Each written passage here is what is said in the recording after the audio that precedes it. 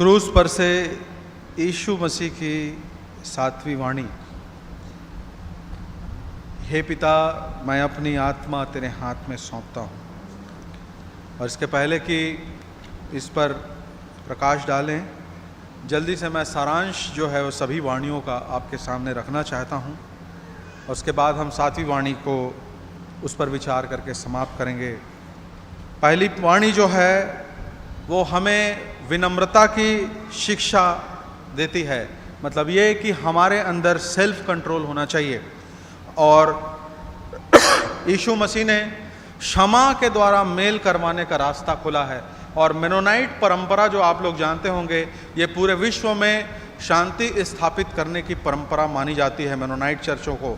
और मेनोनाइट जो थियोलॉजियंस हैं, जो मेनोनाइट धर्मवैज्ञानिक हैं, उनको कई देशों की सरकारें अगर उनके यहाँ पे कॉन्फ्लिक्ट है तो कॉन्फ्लिक्ट मैनेजमेंट के लिए, कॉन्फ्लिक्ट सॉल्यूशन के लिए मेनोनाइट थियोलॉजियंस को दूसरे जो डिनोमिनेशंस हैं उनके थियोलॉजियंस के ऊपर में प्राथमिकता देके उनको बुलाते हैं। तो हमें इस मेल मिलाप के जो पहली वाणी की जो क्षमा की बात है, उसके अर्थ को, उसके महत्व को, उसके डेप्थ को समझना बहुत ज़रूरी है। प्रियो, हम अपने कार्यों से प्रभु यीशु मसीह को क्रूस पर चढ़ाते हैं। पाप का कारण अज्ञानता है, परंतु यीशु मसीह ने उस अज्ञानता के दौरान हमें माफ़ी दी, ये बोल कर कि ये नहीं जानते कि ये क्या कर रहे हैं। अब हमारे पास में मन फिराव का संदेश है, जिसे हमें क्षमा का संदेश है, जिसे हमें दूसरों तक पहुंचाना है। जो दूसरी वाणी कि तू आज ही मेरे साथ स्वर्गलोक में होगा। दोनों डाकू अपराधी थे, दोनों यीशु को ग्रहण कर सकते थे। दोनों ने इसके पहले जो माफ़ी की बात प्रभु यीशु मसीह ने की थी, दोनों ने उसको सुना था। मगर है ना, इनरी मतलब कि यीशु मसीह यहूदियों का राजा है, वो लिखा हुआ था। वो क्रूस और यीशु की पीड़ा को दोनों देख रहे थे, मगर मन केवल यीशु एक ही डाकू ने फिराया। प्रियो, यदि हमने मन नहीं फिराया है तो हम शायद यीशु मसीह की संगति के योग्य नहीं हैं आज भी। इसलिए हम मन को फिराएं और अनंत जीवन की निश्चयता को प्राप्त करके उसके साथ में अनंत काल की संगति के लिए अपने आप को तैयार करें।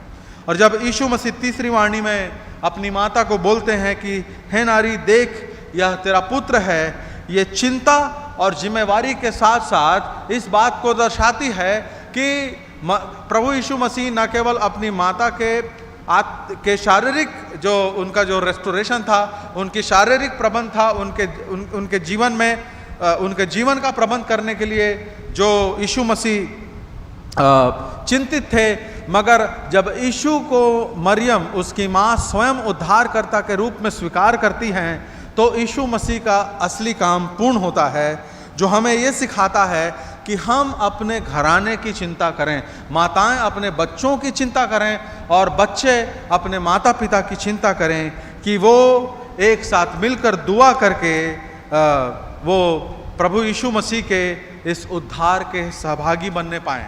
चौथी वाणी, जिसमें परमेश्वर अपने पुत्र को पाप से लदा हुआ देखकर कष्ट में जाते हैं और अपने पुत्र को त्यागते हैं, जिस अलगाव का कारण हम बने। प्रियो, जब आप ऑलरेडी प्रभु यीशु मसीह ने हमारे लिए अपना सर्वोच्च बलिदान कर दिया है, अर्थात यीशु मसीह हमारे लिए बलिदान हो गए हैं, तो प्रियो अब हमारे पास पाप में पड़े रहने के लिए कोई कारण नहीं है।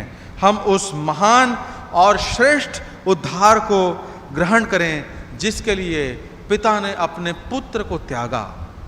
हम उस उद्धार को तुच्छ न जानें। और पांचवी वाणी, जो अन्य वाणियों की तुलना में साधारण प्रतीत होती है ना, बहुत ज़्यादा शरीर केंद्रित प्रतीत होती है, और वहाँ पर उसको पित्त मिला हुआ जो दाखरस स्पंज या जूफा से पिलाया जाता है, ये दर्शाता है कि प्रभु यीशु मसीह मनुष्य स्वभाव की कमजोरियों से, मनुष्य स्वभाव की लिमिटेशन से इसलिए हो के गुजरे ताकि जब हम मनुष्य स्वभाव के कमजोरियों से गुजरते हैं तो प्रभु यीशु मसीह हमारे साथ खड़े होते हैं। वो लिखा है, वो सब बातों में परखा गया ताकि वो हमारे परखे जाने के दौरान हमारे साथ खड़ा हो सके। और इसके बाद जो छठवीं वाणी है जिसमें पूर्णता की बात है, यीशु परमेश्वर ने हमारे मसीह यीशु में हो के हमारे साथ मेल मिलाप किया और अब हमारी जिम्मेदारी है कि हम मेल मिलाप की सेवा को आगे लेकर जाएं। ये जो 6 वाणियां हैं इसका सारांश मैंने आप लोगों के सामने रखा और अब हम 7वीं और अंतिम वाणी में प्रियो चलेंगे जिसमें यीशु मसीह बहुत निश्चयता के साथ में, I will underline this word, निश्चयता ना, सर्टेनिटी, अश्योरेंस, निश्चयता। सवाल ये है कि ये यीशु मसीह इतनी निश्चयता के साथ कैसे बोल सकते हैं कि मैं अपनी आत्मा तेरे हाथ में सौंप रहा हूं, है ना? ये निश्चयता कैसे आई? बहुत से लोग अपनी मृत्यु शैया में पहुंच गए होते हैं और तब तक उनको इस बात की निश्चयता नहीं होती कि मरने के बाद मेरी आत्मा किसके पास जाएगी। मगर यीशु मसीह को निश्चयता है। देखिए, मुंह से ये बोल देना कि मैं अपने आत्मा को पिता के हाथ में सौंपता हूं या परमेश्वर के हाथ में सौंपता हूं, ये इससे कोई फर्क नहीं पड़ता प्रियो। यदि सारा जीवन हमने परमेश्वर से दूरी में जिया है तो आखिरी में परमेश्वर को हम कैसे सौंप सकते हैं? दिस इज इलॉजिकल, अतार्किक बात है। मगर यहां पर यीशु को निश्चय है कि उसकी आत्मा परमेश्वर के हाथों में जा रही है। देखिए, आखिर यह निश्चयता यीशु मसीह के पास में कैसे आई? सबसे पहली बात, ये जो वचन है वो पुराने नियम से लिया गया है। भजन संहिता उसके 31वें अध्याय के 5 पद से लिया गया है। आप चाहें तो उस हिस्से को निकाल के देख सकते हैं ना। भजन संहिता 31:5 में क्या लिखा है? उसमें लिखा है,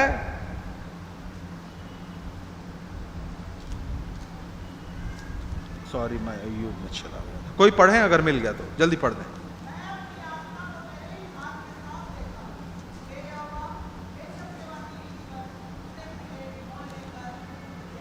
जी हां, 31:5 में यीशु मसीह भजन को कोट करते हुए कहते हैं, उद्धृत करते हुए कहते हैं, मैं अपनी आत्मा को तेरे ही हाथ में, you are the only owner of my spirit. यह निश्चयता उनको कैसे आई? देखिए, प्रभु यीशु मसीह के जीवन का अध्ययन करेंगे तो आप पाएंगे कि अक्सर वो परमेश्वर के वचन को ही उद्धृत किया करते थे, अर्थात वो परमेश्वर के वचन को अपने पांव के दीपक के रूप में, जैसा भजन संहिता 119-105 में लिखा है कि तेरा वचन मेरे पांव के लिए दीपक है, यीशु मसीह उसको लिटरली फॉलो करते थे। और आपको मालूम है कि जब यीशु मसीह को परखा गया तो 3 बार शैतान को काटने के लिए यीशु मसीह ने किसका वचन किया, किसका इस्तेमाल किया? वचन का इस्तेमाल किया, परमेश्वर के वचन का इस्तेमाल किया। और भजन संहिता जो 119 है वो पूरी तरह से इस बात पर आधारित है कि परमेश्वर का वचन क्यों महत्वपूर्ण है, परमेश्वर का वचन हमारे लिए क्या महत्व रखता है। आप उसको जरूर पढ़िए, भजन संहिता 119 को पढ़िए। उसमें परमेश्वर के वचन, उसके नियम कायदे कानूनों की इतनी प्रशंसा की है दाऊद ने कि आपको पता चलेगा कि आखिर परमेश्वर का वचन क्यों इतना महत्वपूर्ण है। 119 के 31 पद में लिखा हुआ है कि मैं तो धूल में पड़ा हूं, अपने वचन के अनुसार मुझको जिला। हाँ, ये परमेश्वर का वचन दाऊद भविष्यवाणी में होकर कहता है। और 104 पद में, 119 के 104 पद में लिखा है, तेरे उपदेश के कारण मैं समझदार हो जाता हूं, मतलब मेरे अंदर बुद्धि आती है। तो परमेश्वर का जो वचन है, हम चाहे निकृष्टतम अवस्था में, अपने जीवन में बड़े से बड़े पाप में भी हम क्यों ना पड़ गए, दाऊद जो है वो विनम्र होके व्यभिचार के पाप में पड़ा हुआ होता है, हत्या के पाप में पड़ा हुआ होता है, परमेश्वर का अभिषिक्त व्यक्ति, और वो लौट के किसके पास आता है? He comes back to his God. वो अपने परमेश्वर के पास में आकर बोलता है और बोलता है, हत्या के अपराध से मुझको छुड़ा ले। उसको मालूम था कि मुझको दोष मुक्त केवल परमेश्वर कर सकता है, इसीलिए परमेश्वर का वचन बोलता है कि मैं धूल में पड़ा हूं, अपने वचन के अनुसार मुझको जिला। प्रियो, हमारे जीवन में चाहे जितनी भी बड़ी बुराई क्यों ना हो, जिससे आप जितना भी स्ट्रगल क्यों ना कर रहे हो, अगर आपको ऐसा लगता है कि आप उससे छूट नहीं सकते, आप उससे मुक्त नहीं हो सकते, तो अपने दिमाग से इन विचारों को निकालिए और परमेश्वर के पास आइए। वो धूल में पड़ी हुई अवस्था से निकाल के हमको चट्टान पर खड़ा करेगा। यीशु मसीह अपने जीवन में हर स्थान पर परमेश्वर के वचन का उदाहरण लेकर, परमेश्वर के वचन की अगुवाई लेकर चला करते थे प्रियो, और इसके द्वारा वो अपने आप को बचाते थे। आज जरूरत है कि हम अपने जीवन में, अपने परिवारों में परमेश्वर के वचन को अपने गाइड के रूप में रखें। गाइड ऑफ कंडक्ट मतलब हमारा आचरण कैसा होना चाहिए, उसका मार्गदर्शन जो है प्रियो, वो परमेश्वर के वचन से आने पाए। प्रभु यीशु मसीह ने बार बार अपने जीवन में वचन को उद्धृत करके ये समझाया कि अपने जीवन की चुनौतियों और समस्याओं का सामना करने के लिए केवल और केवल परमेश्वर का वचन ही हमारी सहायता कर सकता है। अर्थात ये कि हम अपनी समझ का सहारा न लें, परंतु संपूर्ण मन से परमेश्वर ही पर भरोसा रखें।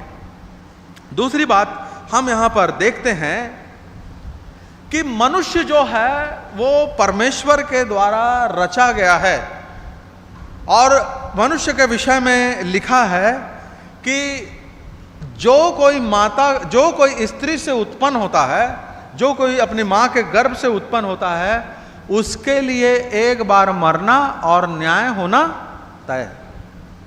वचन हमको यह सिखाता है कि मृत्यु के बाद जीवन समाप्त नहीं होता, परंतु जीवन एक नए अस्तित्व में प्रवेश कर जाता है। हम बहुत पढ़ते हैं ना, नित्य से, है ना, अनित्य से हम नित्य की ओर चले जाते हैं। हमारा जीवन जो है वो नित्यता की ओर चला जाता है, स्थायित्व की ओर चला जाता है, अनंतता की ओर चला जाता है। और मृत्यु हमें जीवन के एक नए आयाम में ले जाती है। हमारा जीवन समाप्त नहीं होता, हमारा जो जीवन है वो समाप्त नहीं होता, पर उसका स्वरूप बदल जाता है। उसका अस्तित्व जो है वो किसी अन्य रूप में प्रवेश कर जाता है, और उसके लिए उसके बाद की जो अवस्था है वो न्याय की प्रतीक्षा की अवस्था है। हर व्यक्ति मरने के बाद न्याय की प्रतीक्षा की अवस्था में उसकी आत्मा पहुंच जाती है, ठीक है।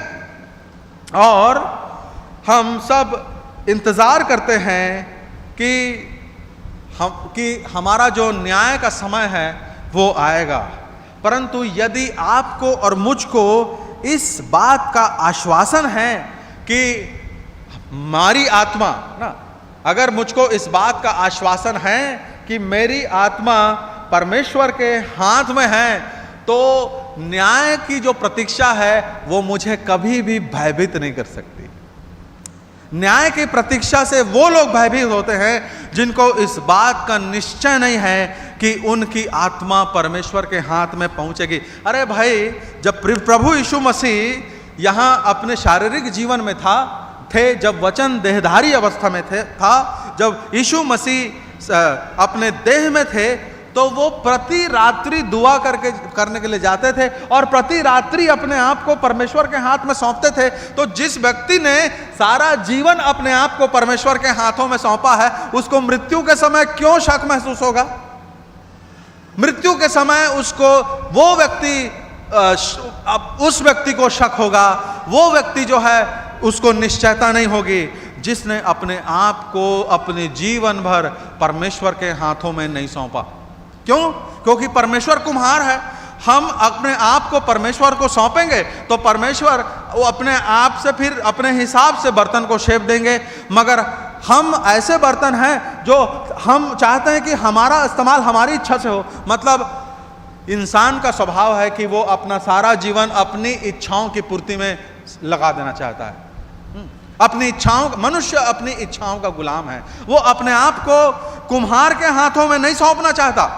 क्यों? क्योंकि कुम्हार जो है वो घुमाएगा, वो एक तरफ से जो है वो काटेगा, एक तरफ से लगाएगा, जिधर हम चाहते हैं उधर वो काम नहीं करेगा। हो सकता है मिट्टी अपने स्वरूप में, जिस स्वरूप में वो है उसी स्वरूप में पड़े रहना चाहती है, मगर कुम्हार उसको संवार के अपनी इच्छा से स्वरूप देता है। तो अपने आप को परमेश्वर के वचन के नियंत्रण में जीना बहुत चुनौतीपूर्ण है मनुष्य के लिए। मनुष्य जो है वो सारा जीवन अपने आप को अपनी इच्छा से जीने में निकाल देता है प्रियो।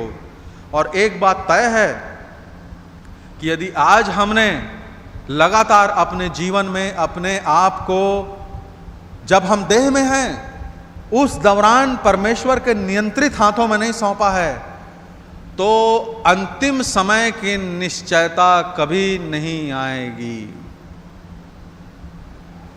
मगर जिसको आदत है प्रतिदिन अपने आप को परमेश्वर के हाथों में सौंप देने की, परमेश्वर के हाथों में सौंप देने का केवल एक ही मतलब है प्रियो, living in the utter control of God. जैसे मिट्टी कुम्हार के हाथ में उसके इच्छा से स्वरूप को प्राप्त करती है, उसी प्रकार जब हम अपने जीवन को परमेश्वर की इच्छा के अनुरूप जीते, बहुत आसान नहीं है, इसको भी ध्यान रखिएगा। पौलुस बोलता है कि मैं अपनी देह को मारता कूटता हूं और अपने वश में लाता हूं। पौलुस ये भी बोलता है कि मैं थरथराते हुए अपने उद्धार के काम को पूरा करता जाता हूं। मतलब मुझको जो उद्धार मिला है उसको बरकरार रखने के लिए, उसको अपहोल्ड करने के लिए, अपने उद्धार को मैं गंवा न दूं, इसके लिए मैं सजग हूं, सचेत हूं, प्रयत्नशील हूं। प्रियो, यीशु मसीह को अपनी आत्मा के पिता के पास जाने का निश्चय केवल एक ही कारण से हो पाया, क्योंकि वो और पिता हमेशा एक थे। यीशु मसीह यूहन्ना 17 में बोलते हैं कि जैसा तू है पिता, कि जैसा है पिता तू और मैं एक हों, वैसे ही ये मेरे चेले मेरे जाने के बाद एक हों। यीशु मसीह को निश्चयता इस बात की इसीलिए आ पाई क्योंकि वो परमेश्वर के साथ, परमेश्वर के निकटता में थे और प्रतिदिन अपने आप को परमेश्वर के नियंत्रण में रखते थे। प्रियो, यदि हमने अपने आप को संसार के नियंत्रण में सौंपा है, तो ये निश्चयता कि हमारी आत्मा पिता के हाथ में जाएगी, ये कभी नहीं आएगी प्रियो। और यदि सारा जीवन हम एक मसीही कलीसिया में गुजारते हैं, मसीही बाल बच्चे के रूप में गुजारते हैं, मसीही पहचान में गुजारते हैं, और मृत्यु शैया पे यदि ये निश्चयता नहीं है, तो इससे बड़े दुर्भाग्य की बात कुछ नहीं। इसलिए यदि हम चाहते हैं कि हमारे पास में ये शंका रहित निश्चयता आए कि मृत्यु के बाद मैं आनंद से अपने प्रभु का मुख देखूंगा, तो अपने आप को परमेश्वर के ताड़ना भरे हाथों में सौंपिए, क्योंकि परमेश्वर जिससे प्यार करता है वो उसकी ताड़ना करता है। परमेश्वर हम सबको आशीष दे।